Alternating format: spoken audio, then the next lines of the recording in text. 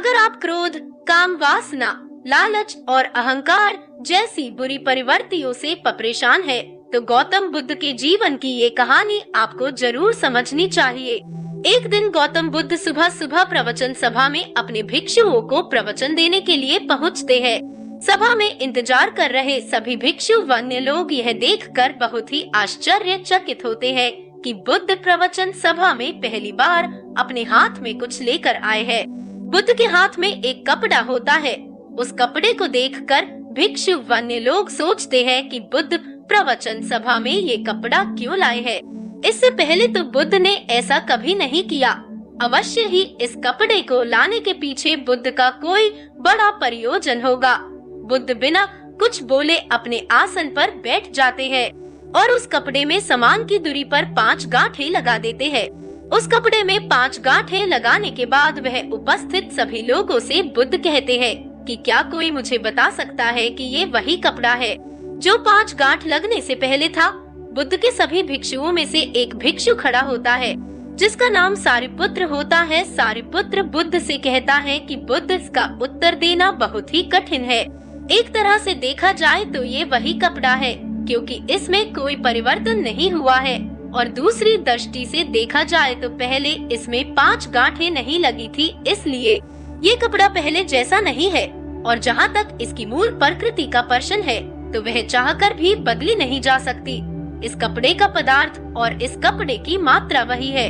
अपने भिक्षु की बात सुनकर बुद्ध कहते हैं, तुम सही कहते हो सारिपुत्र, मैं अब इन गांठों को खोल देता हूँ। इतना कह के बुद्ध कपड़े के दोनों सिरों को पकड़कर एक दूसरे से विपरीत दिशा में खींचने लगते हैं। उस कपड़े को खींचते खींचते बुद्ध अपने भिक्षुओं से कहते हैं, प्रिय भिक्षु, तुम्हें क्या लगता है, क्या इस प्रकार इस कपड़े को खींचने से ये गांठें खुल सकती है क्या?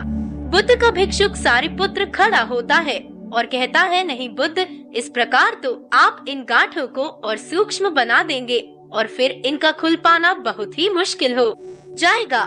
सारिपुत्र का उत्तर सुनकर बुद्ध कहते हैं, ठीक है, तो मेरे अंतिम प्रश्न का उत्तर दो। बुद्ध सारिपुत्र को कहते हैं कि मुझे इन गांठों को खोलने के लिए क्या करना चाहिए। सारिपुत्र बुद्ध से कहते हैं, इसके लिए मुझे सर्वप्रथम निकटता से यह देखना होगा कि ये गांठें कैसी लगाई गई है।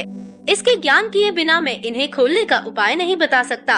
अपने भिक्षु की बात सुन बुद्ध कहते हैं, तुम सही कहते हो सारिपुत्र, यही जानना सबसे आवश्यक है, यही आधारभूत प्रश्न है। बुद्ध कहते हैं कि यहाँ उपस्थित सभी लोगों से मैं यह कहना चाहता हूँ, जिस समस्या में आप आज पड़े हो उससे बाहर निकलने के लिए ये जानना बहुत ही जरूरी है कि आप इस समस्या से ग्रस्त क्यों हुए।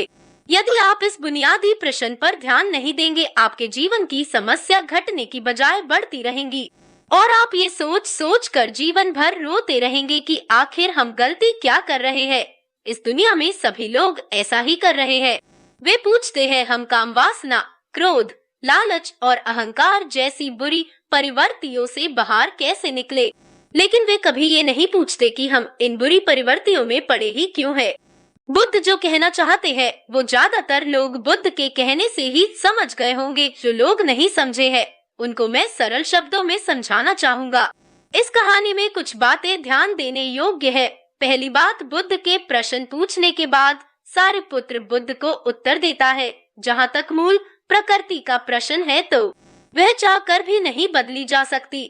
भले ही आपको लगता हो कि आपका जीवन बेकार है, इसमें बहुत सारी गलत आदतों की गांठें लगी हुई है, पर आपको ये नहीं भूलना चाहिए कि ये गांठें खोली जा सकती है। पर सबसे पहले जो जरूरी बात है वो ये है कि आपको इन्हें खींचकर और मजबूत करना बंद करना होगा, तभी ये गांठें खुल पाएगी। दूसरी बात, बुद्ध सारिपुत्र से पूछते हैं कि इन गांठों को खोलने का क्या उपाय है। सारिपुत्र बुद्ध से कहते हैं, बुद्ध, इन गांठों को खोलने के लिए मुझे सर्वप्रथम निकट जाकर ये देखना होगा कि ये गांठें कैसी लगाई गई है। अपने दुख को खत्म करने के लिए व्यक्ति 2 ही काम कर सकता है, पहला चिंता और दूसरा चिंतन। चिंता आपको चिता तक ले जाने का कार्य करती है और चिंतन आपको सत्य तक। पर इन सब बातों के बाद जो सबसे जरूरी बात है वो ये है कि आप क्या चुनना चाहते हैं, चिंता या फिर चिता। ये निर्णय पूरी तरह से आपके हाथ में है।